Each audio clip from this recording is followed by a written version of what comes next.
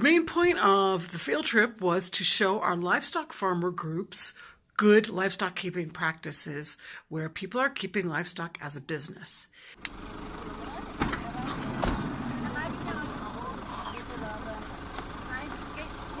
Karibuni Oleg.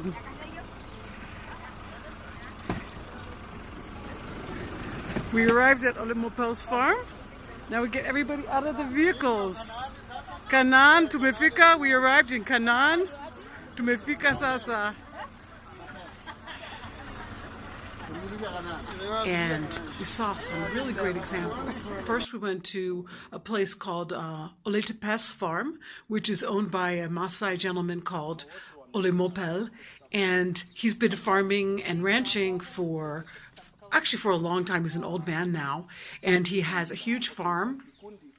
It's about 2,000 acres, and he keeps 300 cows. So that in itself, it was really a revelation for our farmers because they want to keep as many cows as possible, not really paying attention to the carrying capacity. But he has, realized that overloading the pastures with too many cows actually tears up the roots of the grass, and so therefore you're destroying your pastures.